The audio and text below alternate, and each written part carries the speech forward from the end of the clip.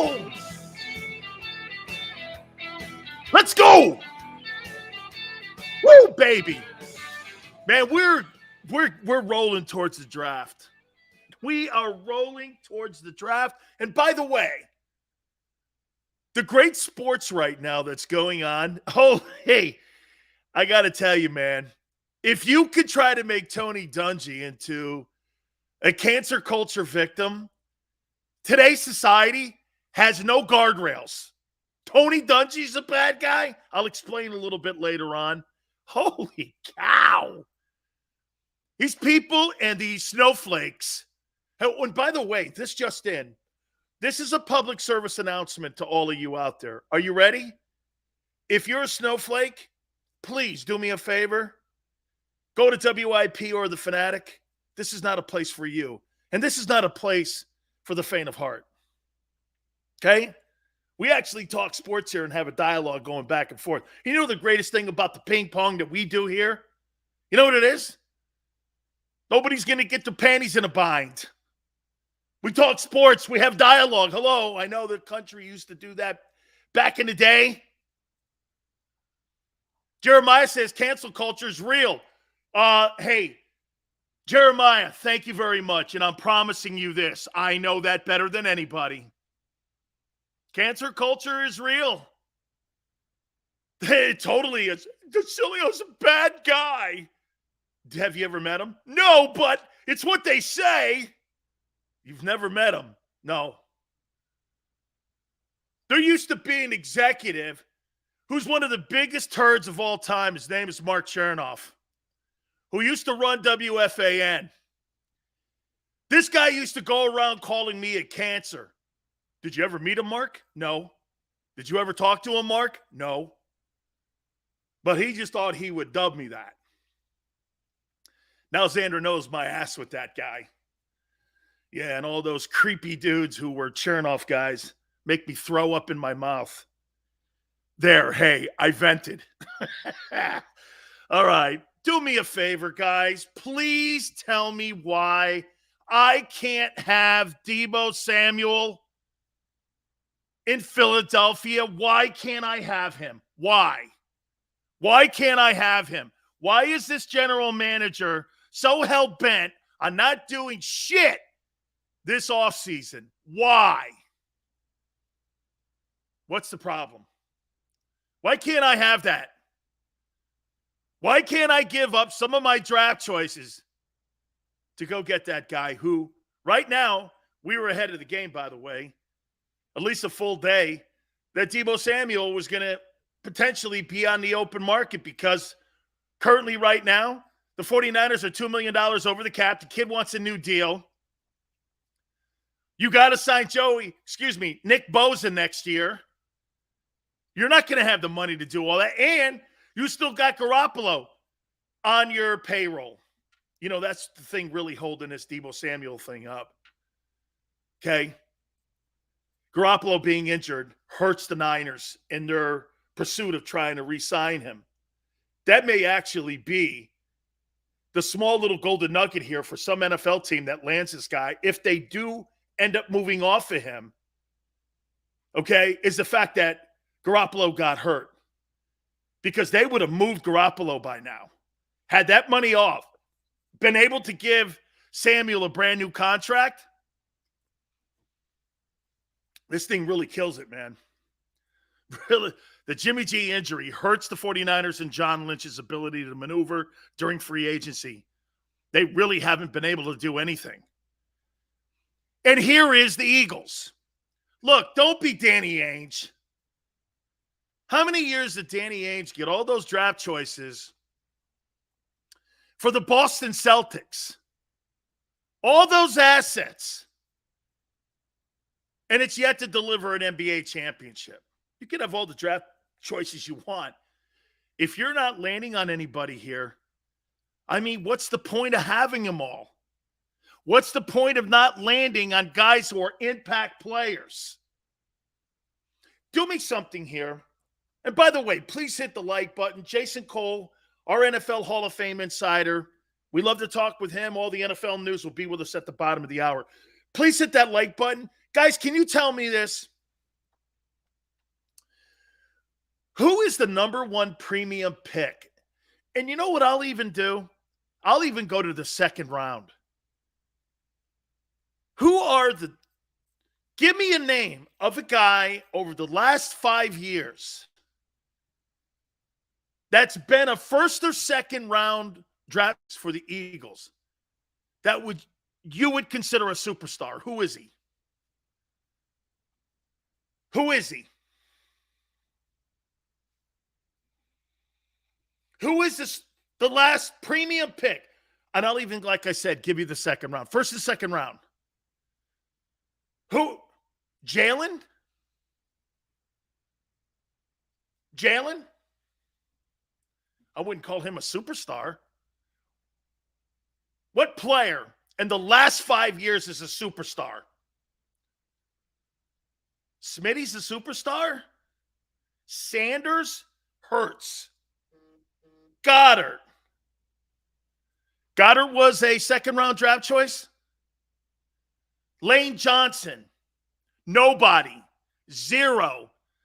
Sanders is not a star, guys. He's not a star. Okay? First and second round, someone you would call a superstar.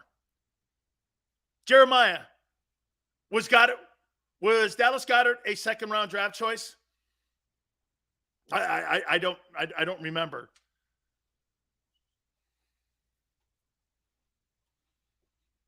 Dickerson, you know what I'm starting to see now? There seems to be a pattern. The best talent evaluator in the building is not Howie Roseman. The best talent evaluator in the building is your offensive line coach. It's your O-line coach. Dude, Jalen Hurts. Jalen Hurts is not a superstar. Devontae Smith is not a superstar yet. He's not. That's not a superstar season. Well, maybe in Philly it is. So my point again here is, in the last 4 years, the Philadelphia Eagles really don't have any stars on their roster that they have taken out of the draft outside of some really quality O-linemen. What are we doing here? What are we talking about here? Got to be better, man. This has got to be better. The 2022 draft has to be significantly better. Zero playmakers. Paul's right. Chris, I'll give that to you. Starters are what you're looking for when you're drafting in the first round. What up, Alexander? Thanks for coming aboard. That's right. You know, that's really a great point right there. Big Pick'n just said something. Who is the last significant guy drafted by the Philadelphia Eagles that's not a quarterback, that is a playmaker? Who's the last playmaking player that the Eagles have drafted in the last 20 years? Djax and Shady.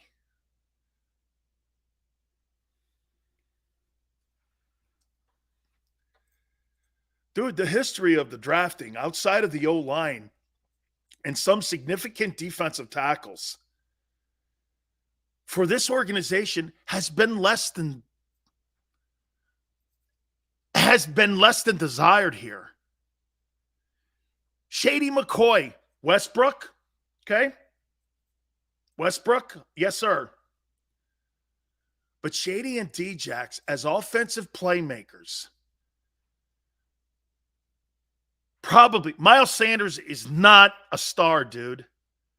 M. Reyes, sorry, man. He's not a star. He's a dude. Alexander says it's downright shameful. Welcome to Philly, Sills. It's what you've been screaming about. Guys, the point is, the closer we get to the draft, tell me I'm wrong. the more issues I have with where the team is going and how they're building it. You don't want to go grab a guy like Deebo Samuel. Doesn't Deebo Samuel and all the Sileo dialogue, playmaker, star. If you got Deebo Samuel, he would be the biggest star you've had in Philadelphia since T.O. Zach Ertz, the king of nothing after the catch. I mean, the yak statistic is something that wasn't on his ledger when it came to playing. And I agree with Xander. First catch, though, in Arizona, he takes it to the house. Of course he does. Right? Dude, Chris, you could hand it off to Samuel. You could throw it to him in the slot. You could throw it to him out wide. He's going to block in the blocking game. I'm paying that guy $25 million a year. I don't give a shit. Jalen will have an opportunity to be a star. Devontae Smith will have a guy on the other end, which will open him up, giving him free running patterns across the middle. Don't you want that? That's exactly what you're hoping for, is to have another guy on the other side of Devontae Smith to turn Devontae Smith and Samuel. You know what?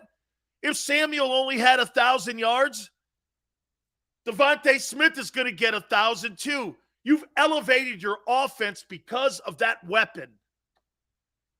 He can't have a bad year unless he gets hurt. Because the impact that you have for him is going to affect even the tight end, maybe even the running game. Your screen plays and your screen game will be immensely improved. Then you could cut Jalen Reagor. Get him off the team. Put somebody else out there that wants to play. Dude, I mean, wouldn't it be terrible if he lands in Dallas? What if Deebo Samuel lands with the Cowboys on the other side of CeeDee Lamb? What if he lands in Washington with Wentz? It could happen. What if he lands in what if he lands in New York with the Giants? Every single one of the teams that are in the NFC East are looking for playmakers right now. Quarterbacks, receivers. You know, I used to be a big proponent of this. I never believed in a million years that wide receivers, because it's such a position that you have to have the quarterback in the building for the wide receiver position to work. But I'm totally in belief now that you have to have one of those guys on your team if you're going to be a true contender. All the true contenders have big-time wideouts. 49ers in the NFC Championship game, Samuel. Right? Rams, Cooper Kupp. Mike Evans. Devontae Adams. Look at all the teams. Jamar Chase. Look at all the teams that have those big. The Titans even have two playmaking wide receivers. That kid A.J. Brown's a hell of a ball player. Big picking.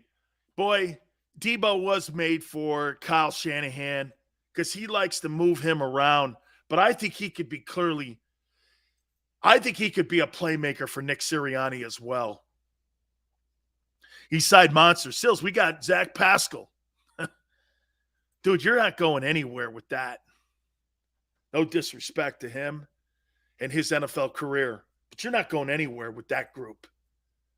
And I said this to Barrett on the middle earlier. Guys, you're gonna be competitive. The Philadelphia Eagles will be competitive. They're just not going to be contenders. This is not a contending year in 2022. There is no way. No way. No way. Michael, you can fight all you want with Zach Ertz. Okay? You can fight the narrative that's out there on him all you want. All you want. Not getting into a debate that guy's not very good after the catch. That's been a number on him. What, you think Zach Ertz is Jason Kelsey or Kittle or any of those top guys? I don't. Absolutely not. He was in the land of very, very, very good. Not going to dismiss that. Zach Ertz was a heck of a player. So don't let me go there. I don't want to get into an argument where all of a sudden I'm dismissing the guy's career in Philly, because that's not the case. And by the way, to you, it's not true either. My point is your Waddle love is overrated. Really, when you had Jacoby Brissett and Tua last year with a defensive coach, he still had 104 catches, is overrated? I disagree. Jacoby Brissett got that guy 104 catches. Okay. You could call that overrated. I would call that unbelievable. And that's your problem. Was always a top 3, number 1 wide receiver. Dude, you really think that he's in Gronk and Kelsey's league? Really? Over Kittle? You would put him over Kittle? Or even the guy with the Raiders? You would put him up there? You think he's Gronk and Jason Kelsey? Or Travis Kelsey, excuse me. Okay. Well, you and I will never see eye to eye on that then. It's all good, man. Anthony says, Smitty, Quez, Rager, Pascal, and some dude named Allen. Maybe the worst in the league. You do. You have the worst wide receiving core in the league, and that's a damn shame that Devontae Smith's in that group. It's great. It's, then again, that group has never been great. The Eagles have never had a great wide receiving core. A couple of years maybe sprinkled in, but you've never really had a great group. Okay, let me throw this at you guys here. Let's start narrowing down some of the players. And let's just isolate on the 15th pick here. What college player makes the most sense for the Eagles with their first pick in the first round at number 15? What player? I'm going to throw 3 guys at you.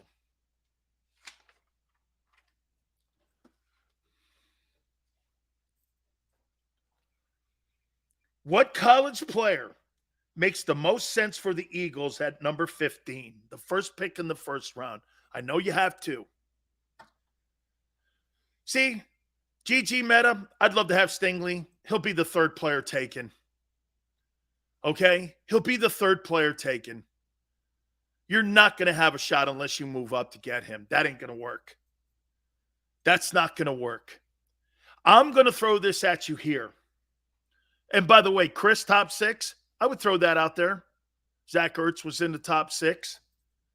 I would throw that in there. Top 6 tight ends. Okay? Xander says this about Stingley. I bet you $50 Stingley doesn't go in the top 5. I will bet you, I'll tell you what, I'll take that second bet, $25. He goes in the top 10. He's probably the best athlete in the draft. I guarantee you he goes. Okay, we'll see. Got it. I'll take. I would love to have I would love the Eagles to have Stingley. I think he's a hell of a ball player.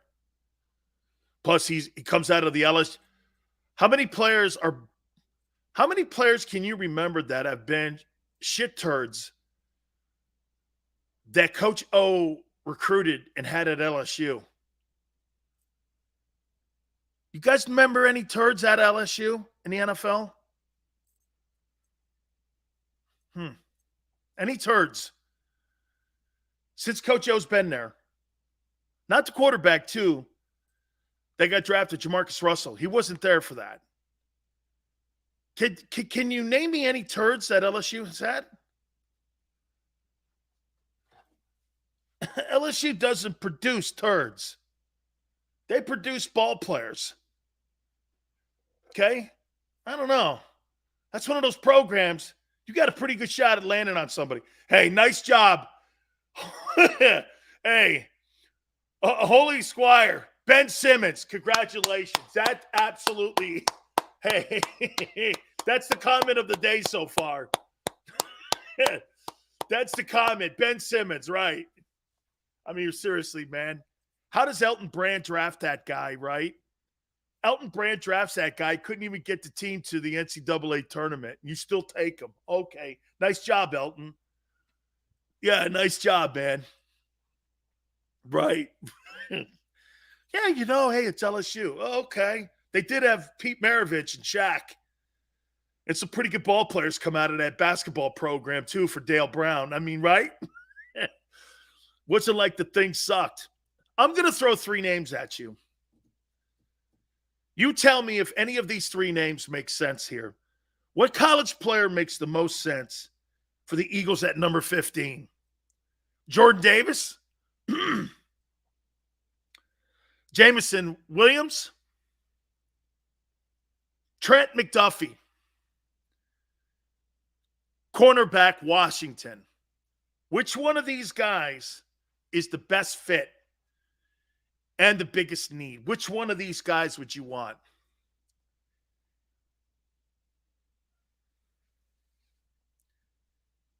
Whew. Williams, McDuffie. Davis. D.O. above, but Davis at that position. Runs a 4.78, man. Smile says, cornerback's the biggest need. The best corner in the draft is the kid from Cincinnati. The second best is the kid from Washington. But boy, you pass up on Jamison Williams? Or say if Treylon Burks is there? See, here's why I'm taking Williams over Burks. Burks at Arkansas? Okay. Name me one Arkansas wide receiver that's ever played in the NFL. Let me think. Lance Allworth? Lance Allworth in the 60s. Think they're producing a lot of superstar players at that position? Okay. I get they play in the SEC. That's an advantage. Does he look kind of like what Deebo Samuel was at South Carolina? Yes. See, I like comparing athletes. Who does this guy, like, watch this. Let's do this with the Eagles. Who does Jalen Hurts remind you of as a quarterback? This will tell you a lot. Who does Jalen Hurts remind you of? Can I tell you who he reminds me of? Tyrod Taylor. Worst version of Cam? That's what Xander says. To me, he's kind of like Tyrod Taylor. He's a good ball player. Tyrod was a Pro Bowler too when he was in Buffalo. I don't think he's better. I don't think Jalen's better than Teddy Bridgewater. He doesn't have a better arm than Bridgewater. Not close. Is he a better overall athlete? Probably. But let's be fair in what we're looking at. Jalen's deficiencies are throwing the ball. How can you be an NFL quarterback if you can't have the tools it takes to move the chains throwing the ball? How can you be an NFL quarterback? You could be a Southeastern Conference backup quarterback, which he was. Remember this. Jalen Hurts was a backup SEC quarterback. He was a starter in the Big 12. Okay? Big 12 is a lesser conference. You can't start in the SEC. You can't start in the NFC East. I can't be any more clearer than that. He was a backup quarterback in the Southeastern Conference. Jalen Hurts, Peyton Manning. Yeah. The only thing they have in common is they play the quarterback position. Upton says he's not 23. I don't care how old he is. I need a quarterback. Jalen ceiling is Tyrod Taylor. Tyrod's a good player, man. I wouldn't dump on that.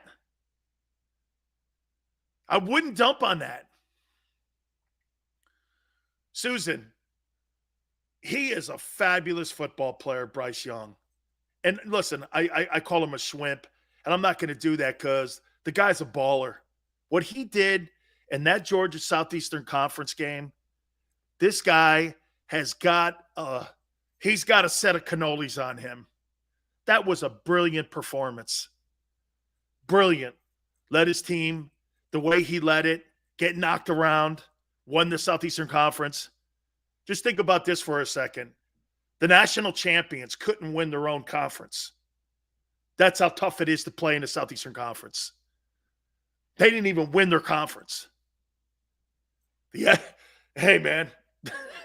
I've always told you, winning the western side of the SEC is almost impossible with Bama and LSU and all them teams, Texas A&M.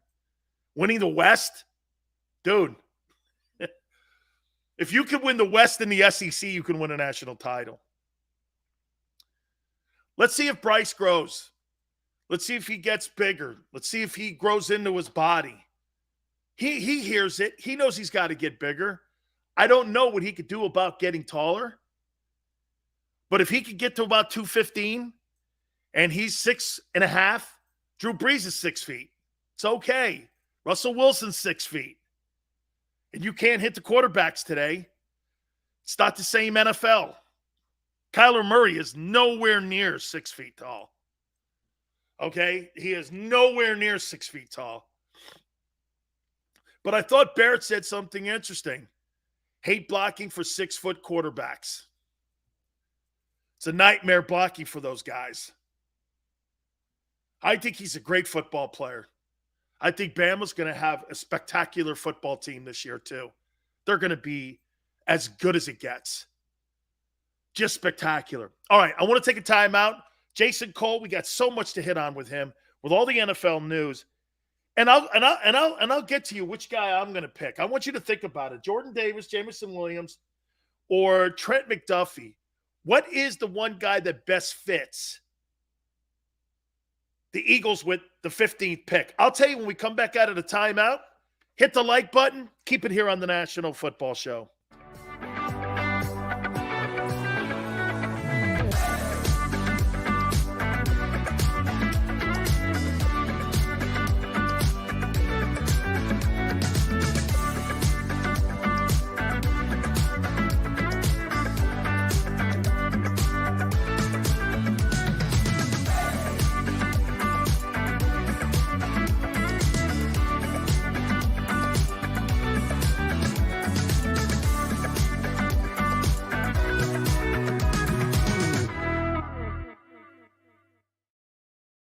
Imagine for a moment that you went to work today and when you came home, you were catastrophically injured. Your life and your family's life. That's what happened to union construction worker Mike Little. I was scared of what the end was going to be, but to be 100% honest with you, I knew I was going to be all right just by talking with Brian. In my heart, I just knew everything was going to be all right. Call the firm and find out why they say, "We got this." Call 215-458-2222.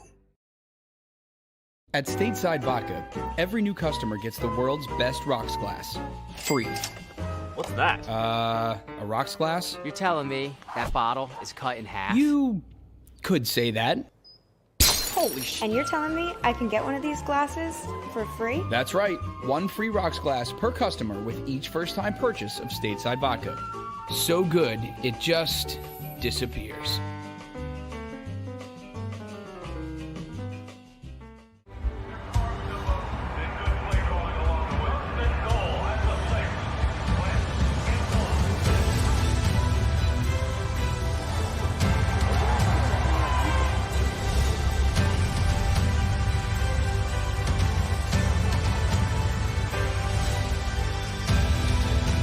field of life, First Trust Bank is there for you. Because Philadelphia dreams deserve a Philadelphia bank. Go for the midnight dares. Go for the memories. Go for the view that goes on forever. Go for the bubbles in your bathtub and in your drink. Go to bed whenever you want. Or don't. Go for him. Go for her. Go for the win. Go to Ocean Casino Resort. Book your trip at theoceanac.com.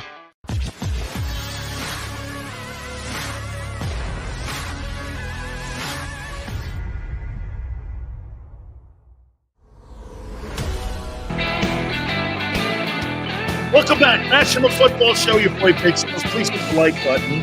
Jason Cole, our NFL insider and Hall of Fame voter, will join us here in a couple minutes. I asked you the question, what college player makes the most sense for the Eagles to draft at 15? And I threw 3 names at you. Jordan Davis from Georgia, Jamison Williams from Alabama, and Trent McDuffie from the University of Washington. I get there's a need at the corner position, but that football team is in dire need of a maker. They've got to get a playmaker in there. I'm going to take Jamison Williams. I know he's injured. I hate doing that too. Drafting a guy that's hurt. And you're talking about the 15th pick. That's a pretty big order for me to go, okay, well, when's he going to be healthy? Tua's still recovering from that leg injury that he had when he was at Alabama. I mean, he's probably going to be his healthiest this year. And he's going into his 3rd season. So that's always a tough putt to do that. Draft a guy who's injured.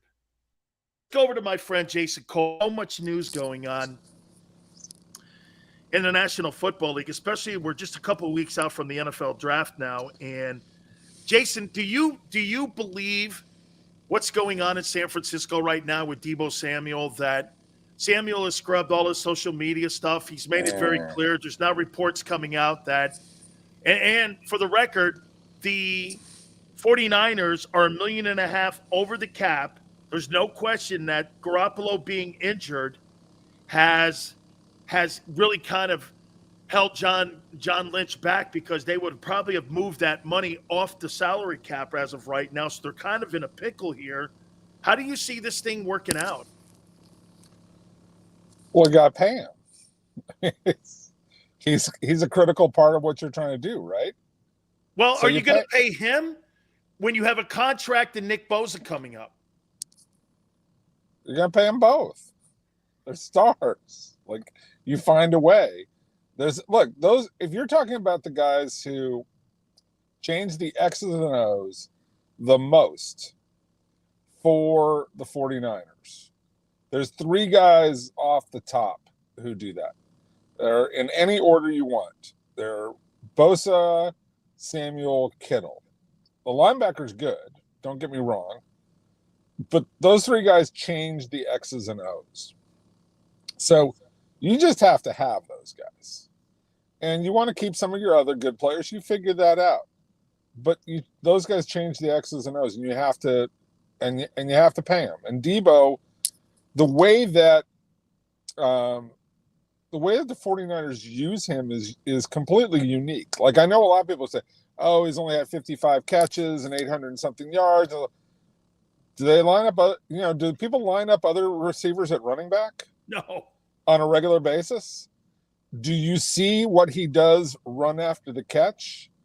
Do you know what he does to dictate coverages for Kittle to have the kinds of performances he has? Deebo's a special player. Now, my concern with Deebo is because he is a run after the catch guy and runs in traffic. I do wonder how long he's going to last. But for now, I got to have that dude. Like, I'll save money somewhere else. I'll figure out the Garoppolo thing somewhere else. But I got to have that guy. How about this too, Jace? How has the wide receiver position evolved into being one of the biggest positions. I mean, would you agree now that the wide receiver position next to the quarterback position, you've got to have a playmaking guy that moves the chains, whether he's a tight end, if you want to go there and add that component to it. But if you don't have one of the other guy, a receiver or a big play tight end like Gronk or Kelsey, your offense is really not going anywhere. The big back days are gone, aren't they? Outside of a guy like Derrick Henry. And there's very few of those guys that are coming out of college today. Right. I think there's a place in this league for tough running, okay? Because the defenses have also adjusted to being more wide open in terms of how you play defense. So lining up and going nose to nose, there's a place to do that, but you have to have really talented people and you have to commit to it the way that Baltimore commits to it, the way that Tennessee commits to it, right? So you have to be a little bit unique.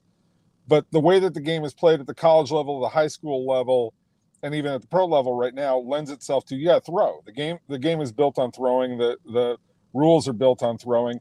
So, you have to have a quarterback, and then you have to have people around him who make him better. That's just the bottom line. Like, that's what didn't happen in New England the final couple of years with Brady, right? Yep. Especially that final year with Brady. He didn't have weapons. Still a great quarterback, but, he's throwing to guys like Jacoby Myers, right? And I thought that was a law firm, play, right? It was. That's when I was growing up in LA. That was a law firm, right? But and this is not to make Myers is a pretty decent player, but he's not a game changer, right?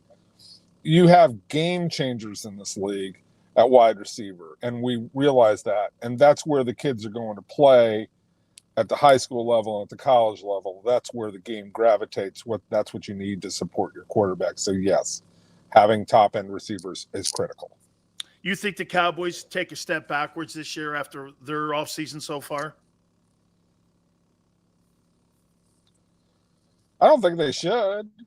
I really don't. I think they're still a good team. I still think they have weapons. So, I don't know why. Look, losing Amari Cooper is a big deal, but they have other guys to step up, and Galladay's good. And CeeDee Lamb, the kid that they drafted 2 years ago. I mean, Lamb's a good player too. So Cooper is a loss, but he's not should not set you back from being a competitive team with the other guys that they had.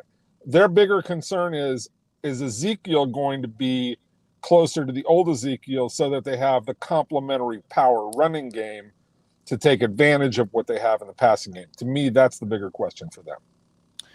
What did you make of Derek Carr, 121.5 over 3 years? Obviously, they go out, they get Devontae Adams.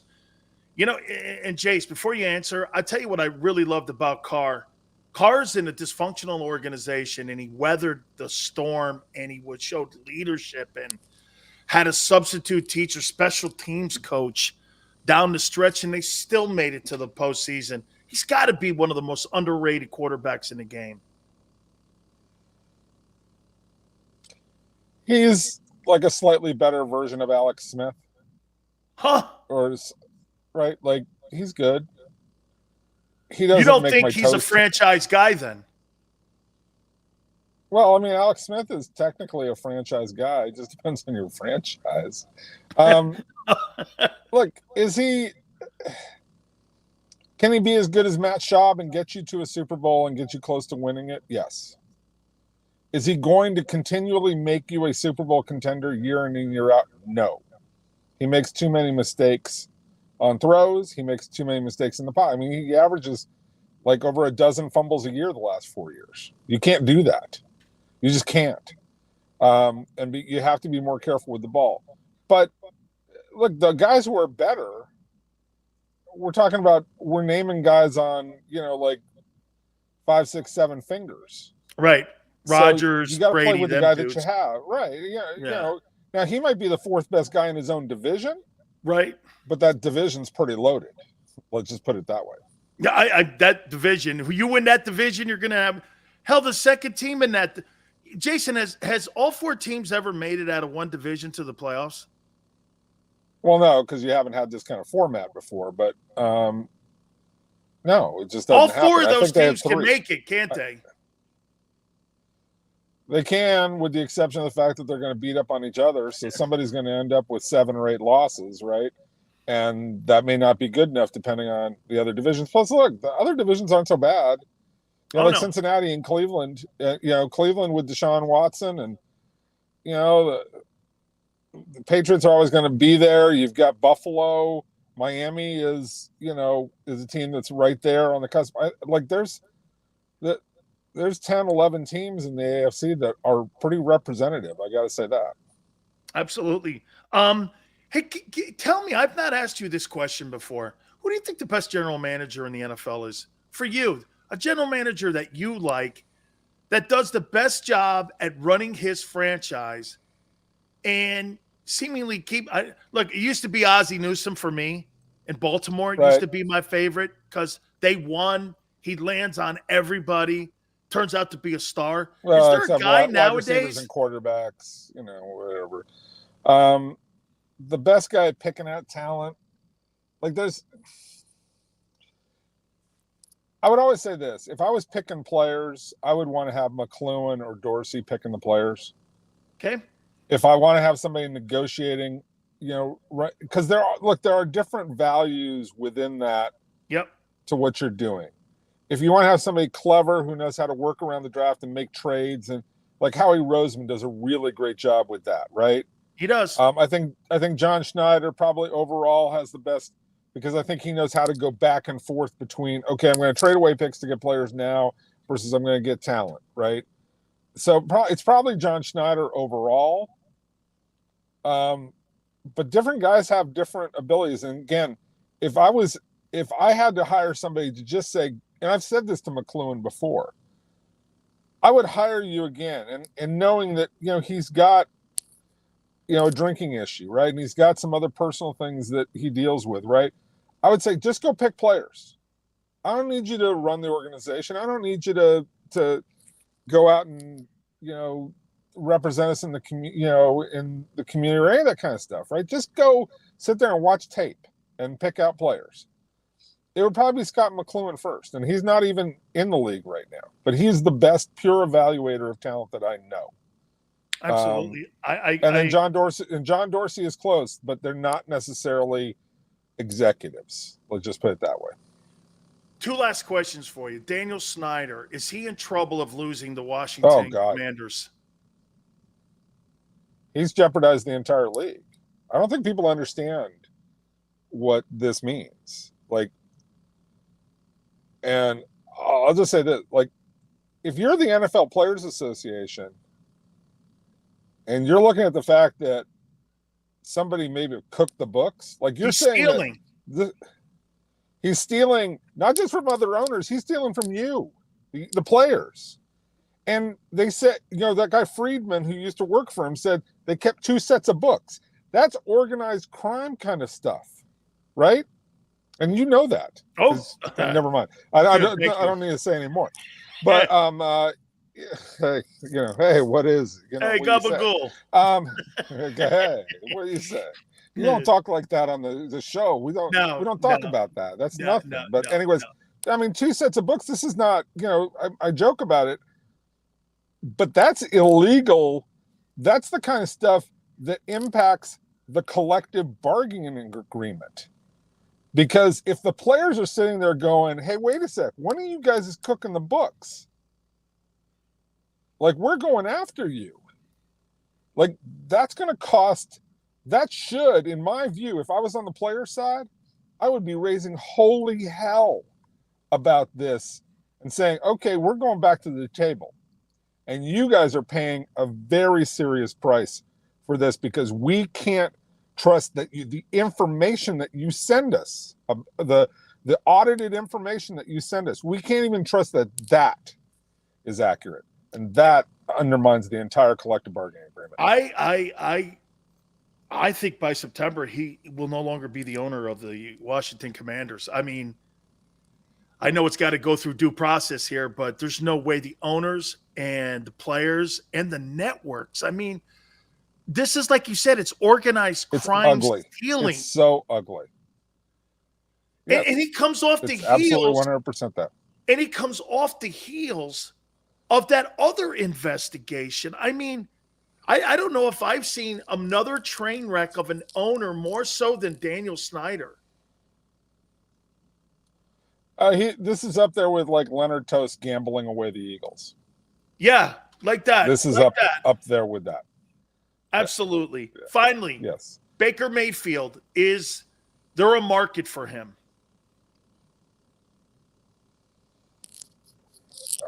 I haven't heard anything, but look, he can play. He can. It's not at 18 million. Depending on the price, I don't have a problem with the 18 million.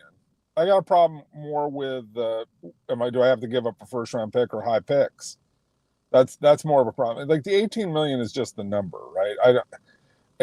I'll take him on 1 year. I'll overpay on the 1 year, and then I'll have the rights to him for going forward, and I'll make a decision then. And his play will dictate how much money he makes. The concern I have is the draft pick compensation I have to give up to get him. That's what I would be a little more concerned about. I wouldn't pay a lot. I'll give you 3 third rounders in the USFL's 2023 draft. That's about all I'm He's giving better up for than that, that. dude. Stop that. That's all I'm giving up for that guy. He's not that bad.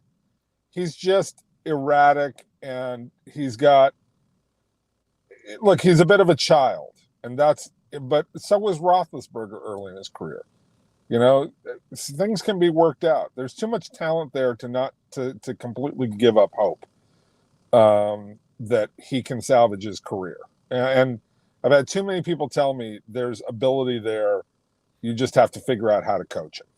So I got to tell you something here as I send you away here. My wife and my kid is going to be up in Palo Alto this weekend. She's one of the greatest places in all the world. She's playing against Stanford, Washington, and BYU in the West Coast version of the regionals for rugby. And she's playing in the big stadium. How's that for you?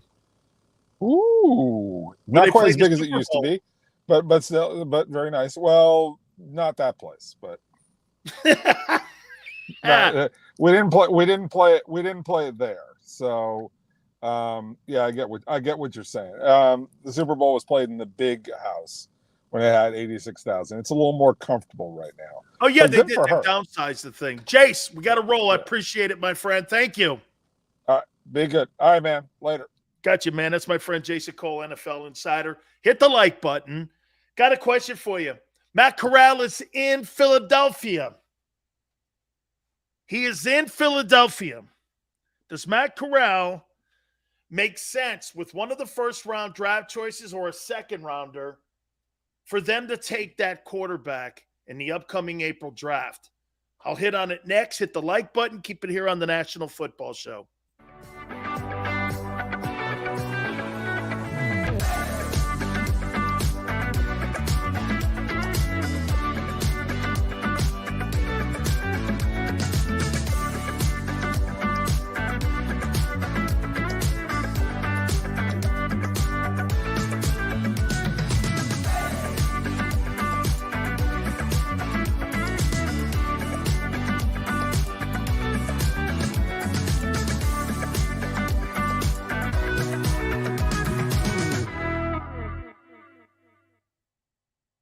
Imagine for a moment that you went to work today and when you came home, you were catastrophically injured. Your life and your family's life. That's what happened to union construction worker Mike Little. I was scared of what the end was going to be, but to be 100% honest with you, I knew I was going to be all right just by talking with Brian. In my heart, I just knew everything was going to be all right. Call the firm and find out why they say, "We got this." Call 215-458-2222.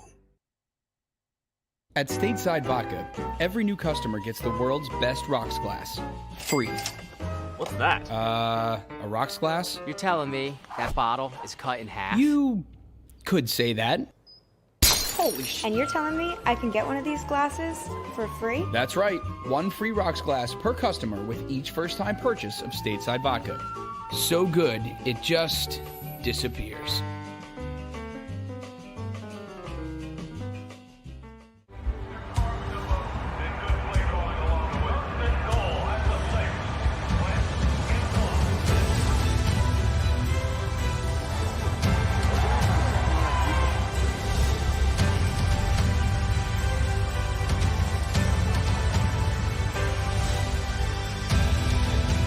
field of life, First Trust Bank is there for you. Champions on three. 1, 2, 3. Because Philadelphia dreams deserve a Philadelphia bank. Go for the midnight dares. Go for the memories. Go for the view that goes on forever. Go for the bubbles in your bathtub and in your drink. Go to bed whenever you want. Or don't. Go for him. Go for her. Go for the win. Go to Ocean Casino Resort. Book your trip at theoceanac.com.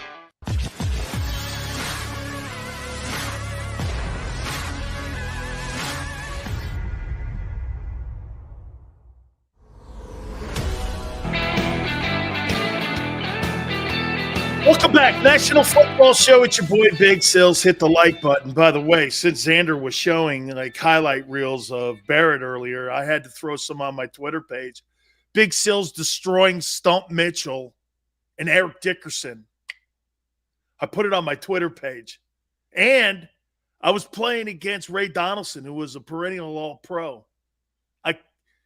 Big Sills blew up. Should I tell you the truth, though? I may have blown up Eric Dickerson. He still went for 191. Hey, I had to search hard, man.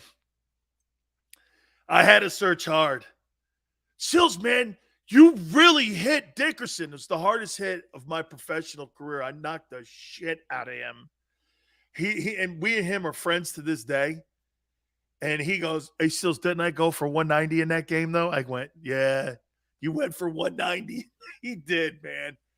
Eric Dickerson's the best running back. Oh, wait, here we go. Way to go, Xander. The helm for the Colts as they move the football on second down 7. Ray Donaldson. The ball in Indianapolis or in Tampa Bay territory. And Dickerson is hit by Dan Sileo. There you go, baby. And Dickerson in Indianapolis or in Tampa Bay territory. And Dickerson. Yeah, he did go for 190. Oof. Yes, sir, man. Oh, my God. That guy was such a great football player. What a great running back. Oh, my God. No, man, I could hit people. I blew up Stump Mitchell, too. I blew up a lot of guys, man. Oh, wait, we got another one here. Big Sills got the nose against Stump Mitchell. Coach in the NFL. Mitchell, he got a first down. This is like old-timey film here. And that takes us on. Here we go. Stuff to center. Throw his ass. Bam! Mitchell, he got a first Slam! down, but not much more. Right And that takes. I believed in those bear hugs. Man, those running backs back in the days, guys, were just so much better.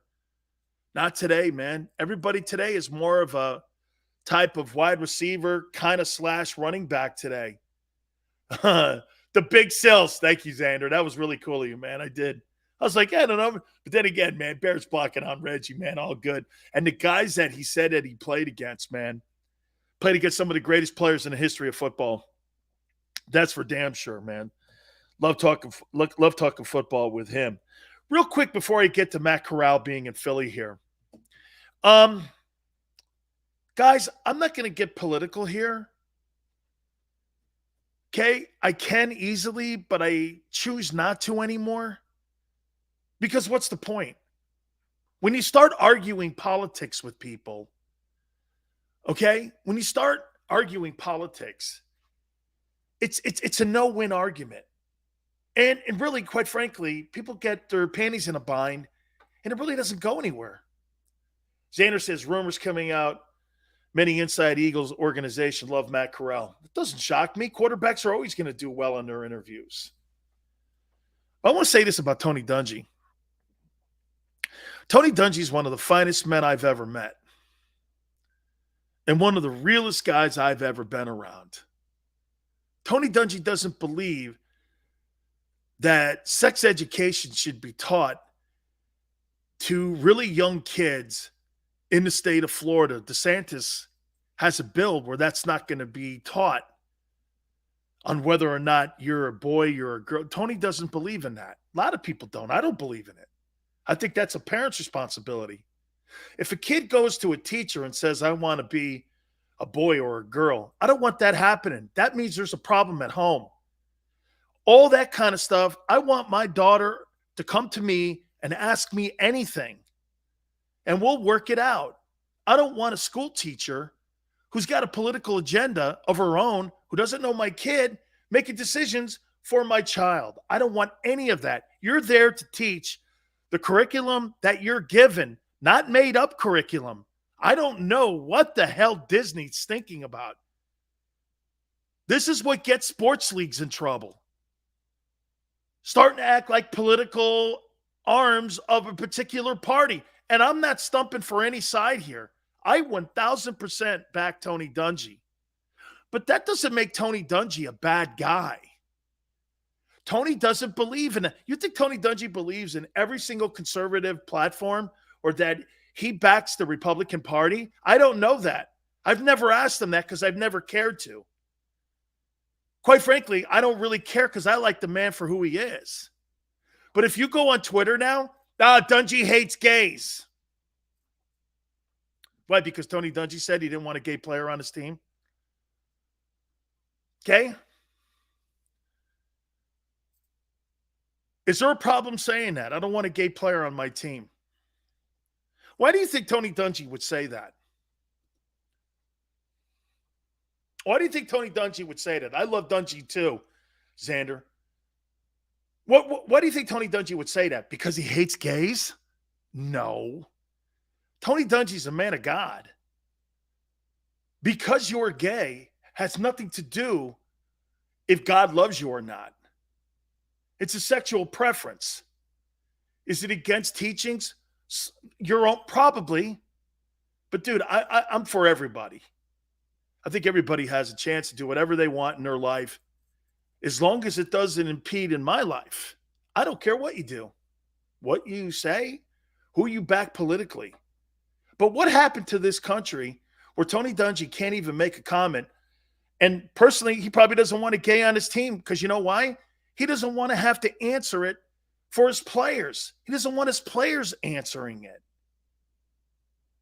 There's nothing wrong with Tony Dungy, but you can't. Watch this. You think I could ever say this on radio today? Never happened. I'd be called in a program director's office and fired, what I just said. Okay? Do you know why a gay player in a particular locker room is not a cool thing? Why should you take your sex? Does anybody know what sexuality Aaron Donald is? Or Tom Brady? Or Gronkowski? Or any of these other guys? When you start making your politics and your sex part of who you are before you go into a locker room, why do you think Tim Tebow's not in a locker room? Guys, why do you think Tim Tebow's not in a locker room anymore? You're telling me he couldn't be a third-team backup quarterback somewhere? They don't like his religion or the way he pushes his religion. That's why Tebow's not. Isn't it funny? The two guys that took knees are not in the league. And for almost the same reasons. Colin Kaepernick is not in the NFL because he had a silent protest. Tim Tebow's not in the NFL because of his taking a knee after every game and having these prayer sessions. The league doesn't want that. Two men taking knees are both out of the league. Nobody says anything about Tebow being banished from the league. He has been too. Got an opportunity to be a tight end. Tim Tebow was taken out of the league because people were uncomfortable with his religion and how he felt about religion. That's a fact. You're telling me that guy, if Nathan Peterman could play in the league, Tim Tebow could play in the league. If, what is his name? Nate Sudfeld can play for the Eagles. Tim Tebow can play for the Eagles.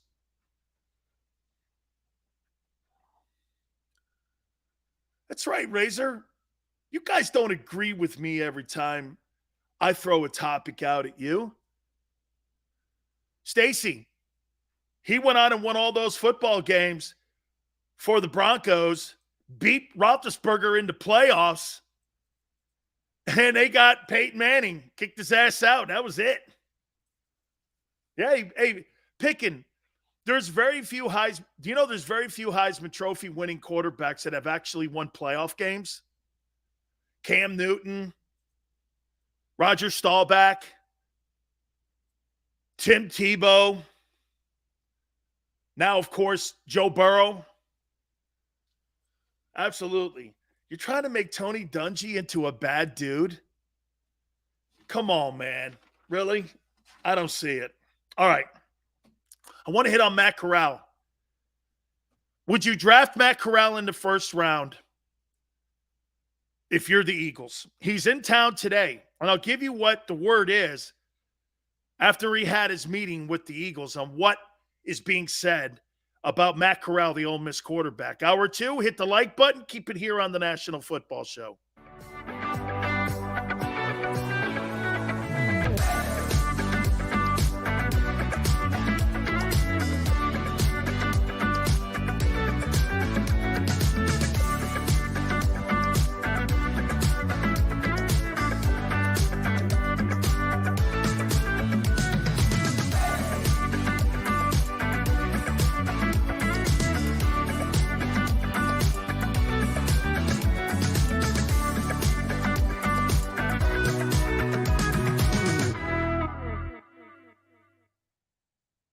Imagine for a moment that you went to work today, and when you came home, you were catastrophically injured. Your life and your family life. That's what happened to union construction worker Mike Little. I was scared of what the end was going to be, but to be 100% honest with you, I knew I was going to be all right just by talking with Brian. In my heart, I just knew everything was going to be all right. Call the firm and find out why they say, "We got this." Call 215-458-2222.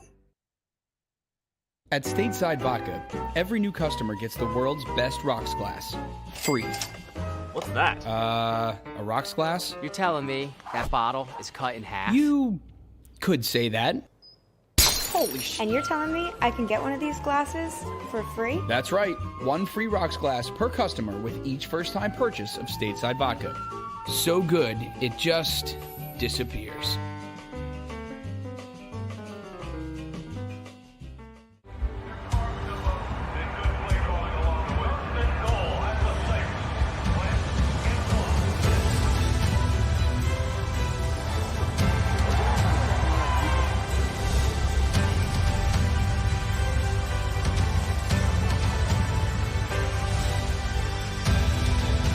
Field of life, First Trust Bank is there for you. Champions on 3. 1, 2, 3. Because Philadelphia dreams deserve a Philadelphia bank. Go for the midnight dares. Go for the memories. Go for the view that goes on forever. Go for the bubbles in your bathtub and in your drink. Go to bed whenever you want. Or don't. Go for him. Go for her. Go for the win. Go to Ocean Casino Resort. Book your trip at theoceanac.com.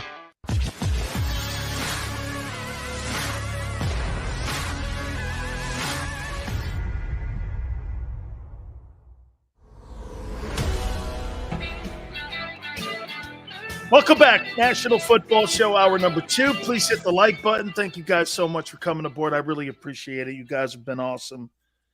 Thank you again. By the way, no middle show tomorrow, but we will have the National Football Show tomorrow, 4 to 6. So you get one dose of Sills tomorrow. So mark it, and we'll see you here tomorrow as well. Before I get to Matt Corral, I do want to follow up a little bit on what I said to you guys about the 3 players that best fits. At number 15, the player that makes the most sense, and why I went with Jameson Williams, they need a playmaker. Who's the biggest playmaker on your football team right now? It's Devontae Smith. If 950 yards is playmaking, he needs help.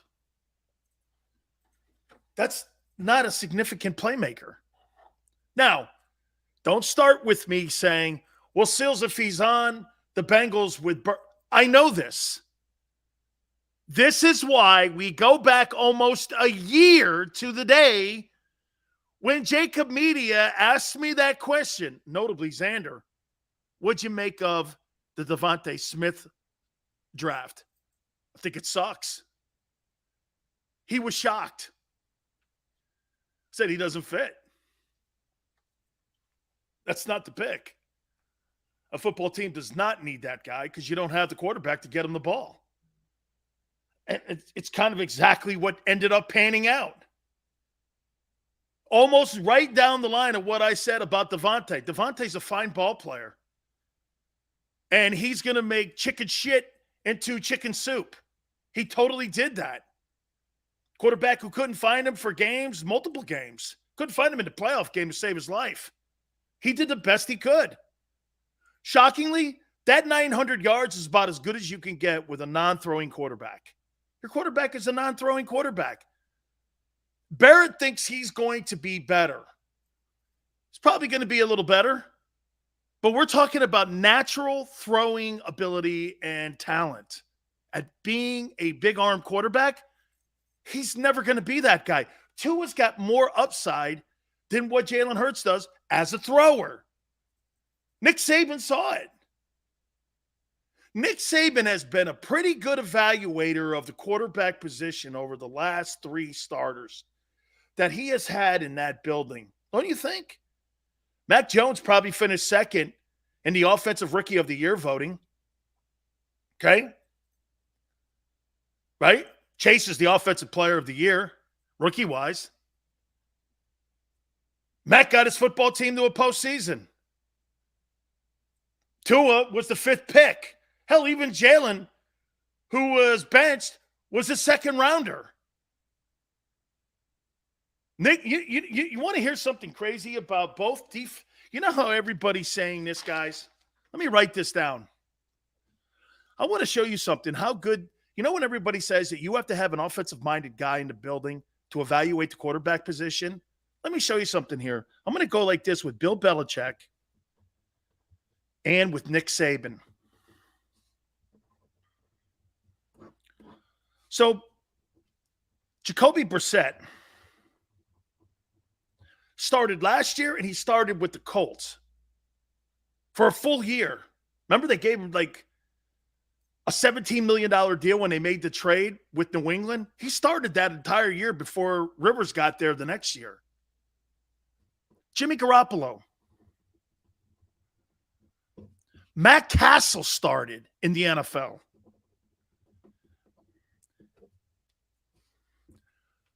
Tom Brady.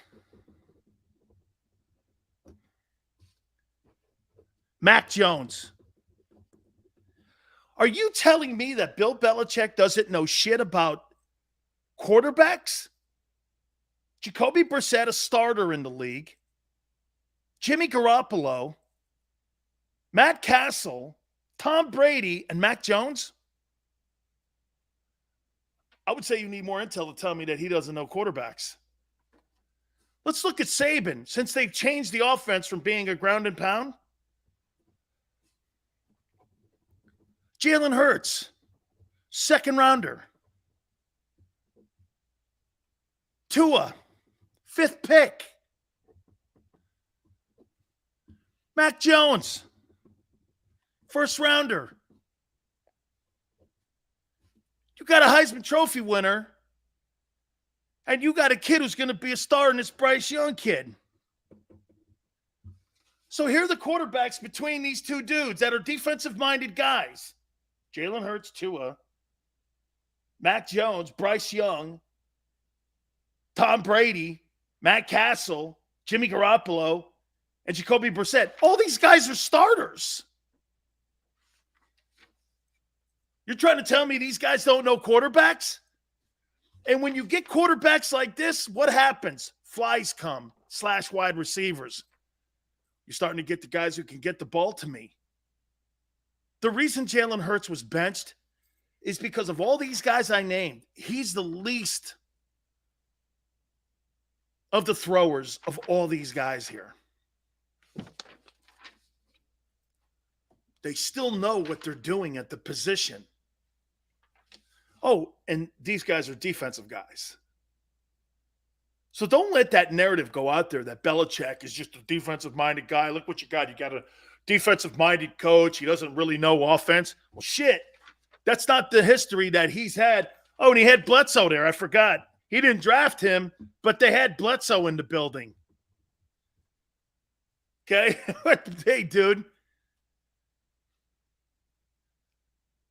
Hey, there was a time, D-Train, that where Garoppolo, Brissett 2 years ago, and Brady were all in the same quarterback room in New England, and they were all starting for 3 separate teams. Don't tell me this guy doesn't know what he's doing. Picking quarterbacks. Belichick's the best evaluator of quarterbacks that you can have. That's why he moved off Cam. I think this guy, Mac Jones, can get it done. He was right. He was right to move off of Cam. This kid can do it. There's something about him. He plays with big talent at Alabama. Something about him. Saban, the same thing. Saban, though, gets him younger, which is tougher. Why do you think Nick Saban has the best offensive coordinators in the country at Alabama? Because when a kid is looking for a place to land and for a place to go play quarterback, he wants the best facilities, the most exposure, the best coaching, and he wants to be in the best program.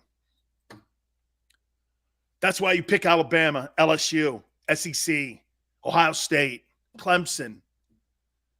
You pick programs because you're going to get – it's like picking a place when you want to be a doctor. Dude, you don't become a doctor by going to night school or taking classes online. You think you want to sit there and have somebody have open heart surgery on you that, where'd you get? Well, yeah, I graduated Phoenix. And, what's your degree? Open heart surgery. I don't know, man. I do a lot of shit online too, man. I don't know. Can you really get your medical degree online? Yeah, I did. I don't know. I don't know. What? When you're hiring somebody and you're looking for a guy with a quality education, yeah, this guy here, man, yeah. Where'd you go to school? I didn't really go to school, I stayed at a Holiday Inn Express. Oh, okay. No, I don't think so. It's not going to cut it. That's why when you look at Jalen Hurts has had the best coaching of any quarterback I have seen, of any kid coming out of college.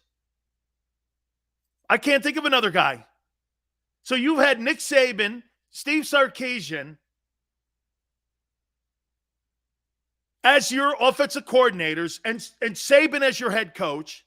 Then you had Lincoln Riley as your OC head coach. Then you had Doug Peterson and that coaching staff that won a Super Bowl 2 years earlier when you showed up in Philly. Bro, that's some damn good coaching. And I don't need to see 45 games to determine whether or not Jalen Hurts is a guy or not.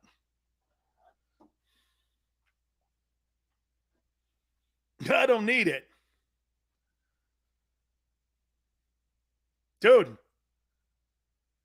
Steve, Bill Belichick, man, knows how to pick. He knows how to pick quarterbacks. He does. Howie Roseman is a turd when it comes to picking wide receivers. Can't go wrong with Devontae. You can't. My problem with Devontae would be this. I'll take that back. He's not a turd. He does a lot more things that a GM needs to do. That's not fair. Won a Super Bowl. Got to give him his kudos. I'm going to walk that back. He's not. He's not horrible. He's just not a talent evaluator. And maybe I said he's a turd because I'm frustrated. Because he won't gamble. Maybe he gambles in the first round with a quarterback here. And he shuts me up here. Maybe he shuts me up here and he drafts the quarterback. Okay? Steve says that may be, but he has a losing. Wait a minute, Steve. That's a lie. He won 11-5 with Matt Castle. He went 11-5 with Matt Castle. They went 7-9 during the time when Brady left. And here, let's see here. You're going the last 2 years. He went 7-9, and didn't they win 11 ball games this year? Steve, he went 11-5 with Matt Castle. 11-5. Look it up. When Brady went out, Castle took over the team. He got hurt in the first game. You look it up. I know what he did. When did he go under 500? When did he go under 500 after Brady? He did have a losing record when he first showed up in New England. He did. Okay, that was once. Wasn't he 4-1 with JAKIB? Wait a minute. So get this, guys. Matt Castle was 11-5, and when Brady got suspended with Deflategate, they went 4-1. I got 15-6. If you want to go 7-9, there's 15. There's 22-15. I don't know what you're talking about, dog. There's 22-15. Last 2 years, they're 17. Did they win 10 games last year? They were 9-8. Okay, they were 9-8. And the year previous to that, they went 7-9. He was 16-17 in the last 2 years. Okay, you're right. He's got an under, but not a total overall under record. No, not true.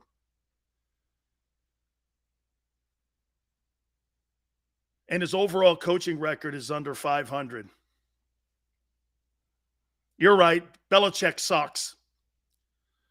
Andy Reid is better. Andy Reid is a better coach than Bill Belichick. What happened in Philly? What happened in Philly? How many people think Andy Reid's a better coach? How many people really believe Andy Reid's a better coach than Bill Belichick? Okay, Steve. Hey, Steve, I love it, dude. It's all good. We're boys, dog. It's all good. You don't get dumped like you do on the radio stations in Philly. We're good. If you had to have a coach and you were a quarterback, would you want Andy Reid or would you want Bill Belichick? Who would you want? Belichick or Reid? I love Andy. But we have to respect Bill. That's such a great comment, Razor. So true. Bill never won without Belichick. Never. Belichick wasn't his coordinator. They didn't win. Chuck says Reid. Mad Brow says Reid. Stacy says Belichick, and I hate to admit it. Hey, Chris, that could be the comment of the day. I wish I had taken that advice. Think before you press send. Okay. Reid with Brady. Oh, way to set the deck. Belichick never had a first-round quarterback or running back or wide receiver. I think Sony Michel picking is a first-rounder.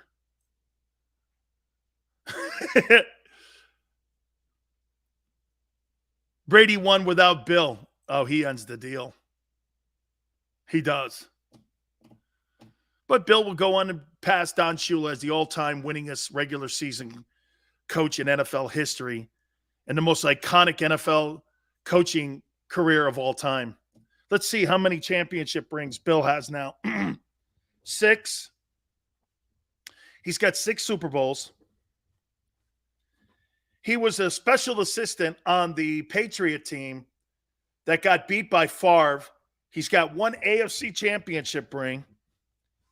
He's got 2 Super Bowls with the Giants.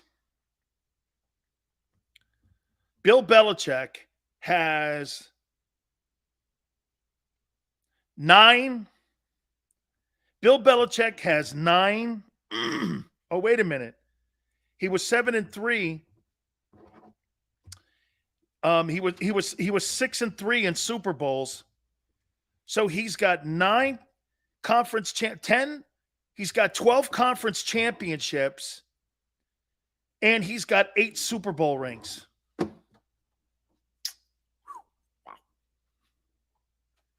Put that on a resume. 12 conference championship rings. This guy's putting them on his toes now. And he's got 8 Super Bowl rings. 2 as a coordinator with the Giants, and 6 as a head coach with the Patriots. Man, unbelievable. Unbelievable. Tremendous coach. Just a tremendous coach. You know what's funny, too, about Belichick? Figure this out, guys. Who do you think he would say his greatest player was? Lawrence Taylor or Tom Brady? Who do you think Belichick would say was his greatest player? LT or Brady? Man.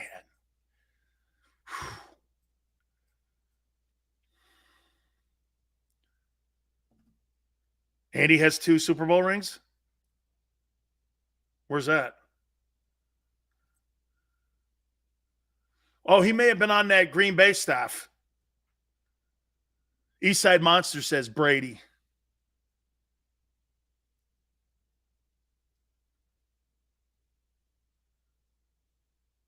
Who in the... He would pick Brady? The Patriots won the most Super Bowls on defense, even when Brady almost all but game-winning field goals. Stacy, that's how they won Super Bowls. They won Super Bowls with defense and special teams early on in Brady's career, and then Brady took the baton after that. That's a fact. Iggy Six says, has to be Lawrence Taylor. Dude, Lawrence Taylor is the greatest football player I've ever seen. He is the greatest football player I've ever seen. I've never in my life... When I was in the league, we used to watch film, and we get giant tape. And every time we would put Lawrence Taylor's tape in, he was in a different speed. We thought there was something wrong with the machine. Every time you watched it, everybody's moving in slow motion. You're going back. Lawrence Taylor is moving at a different speed. He just was – I've never seen anything like it. And you know what? You could flip a coin if you want and go Reggie White or him. Reggie in Philly, Reggie was good in Green Bay. He wasn't Philly good. When Reggie first showed up from the Birmingham Stallions, or the Showboats, I think it was called, of the old USFL, he's also supplemental draft like I was. And when he showed up, Reggie was sick. Reggie was absolutely the sickest defensive lineman. How about this? Reggie's clearly the best defensive lineman I've ever seen. Chris, I think Lawrence Taylor, man, Philly fans got a chance. Philly and Washington fans got a chance to see that guy up close and personal twice a year. You know what I'm talking about. He's a game-changing dude, man. He wrecked teams. Razor, that's a fact. Drew Henson. Drew Henson, Lloyd Carr hated Brady up at Michigan. You know, Michigan makes it sound like, oh, Tom Brady's our guy. Yeah, they never liked him. Drew Henson, they had other guys up there, too, that they were trying to push ahead of him. Is Drew Henson the baseball guy that played in the Yankee organization? All right, let me get into Matt Corral. Xander's saying that he's hearing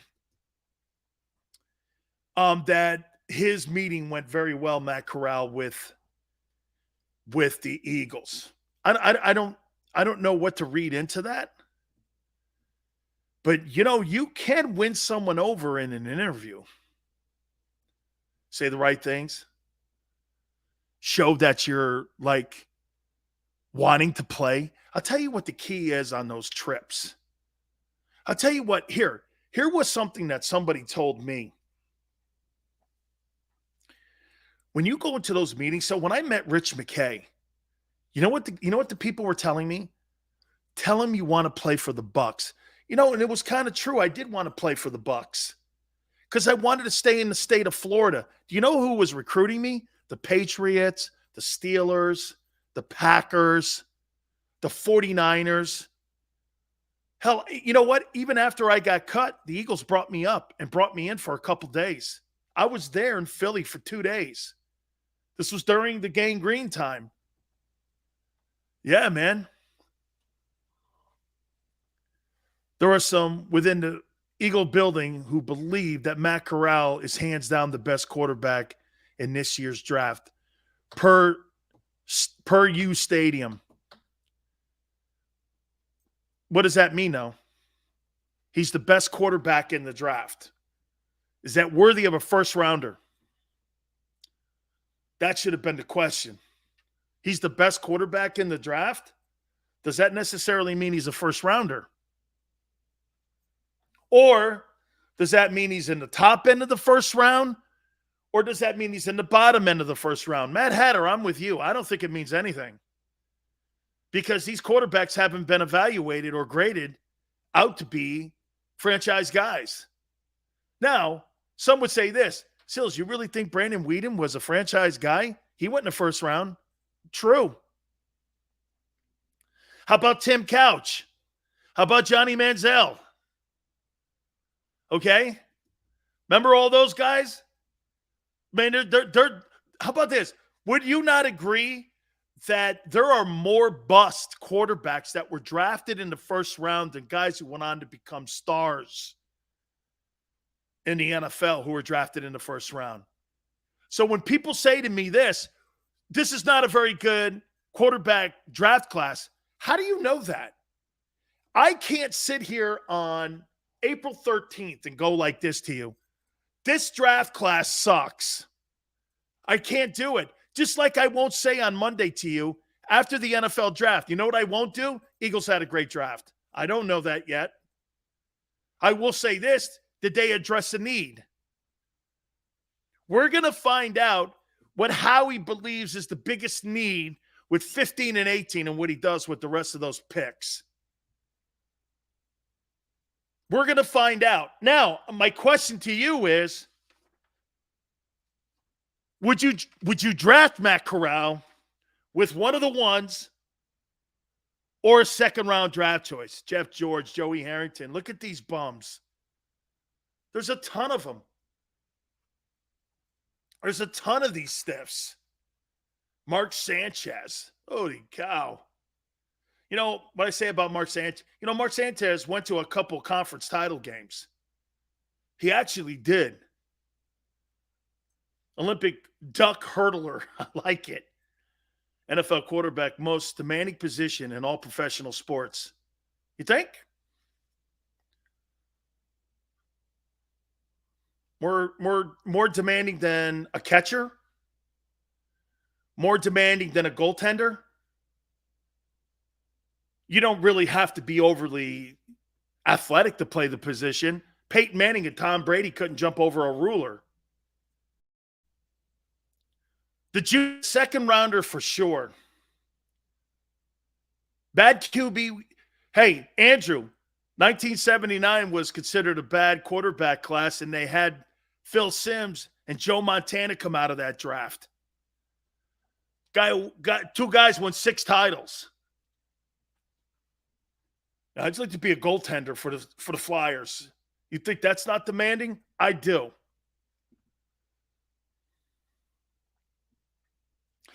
If Matt Corral, why would the Eagles go public and say that Matt Corral? Let's play the smokescreen game here. Why would the Eagles say something publicly about Matt Corral being the best quarterback prospect in the draft when they've gone public saying that Jalen's our guy? What's the point of addressing a quarterback that came in for a visit? Who are you talking to if you're the Eagles? The Eagles obviously wanted that out. The Eagles wanted it out, that they were impressed with Matt Corral. Why would they do that? Pressure on Jalen? Letting Jalen know? We all agree, right? 2022 is Jalen's true audition. Greg says he thinks it's a smokescreen. We agree that this is an audition. He passed the first audition, but this is the second audition, right? Hurdler says smoke, Sills. I want to hit more up on this. Hit the like button. Why would the Eagles let that out? Why would they let it out? Keep it here on the National Football Show.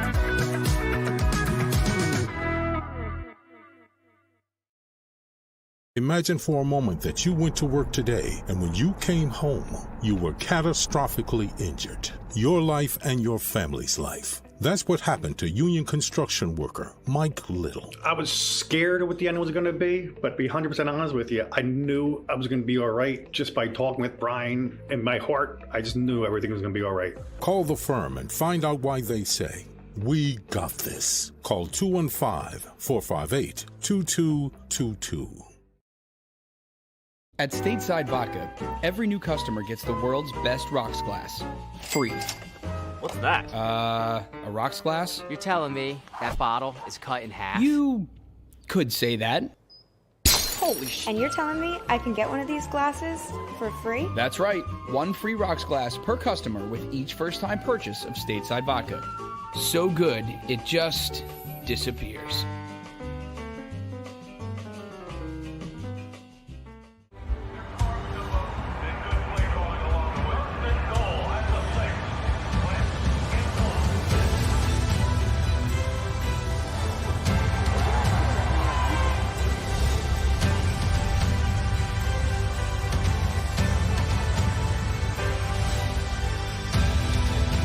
Field of life, First Trust Bank is there for you.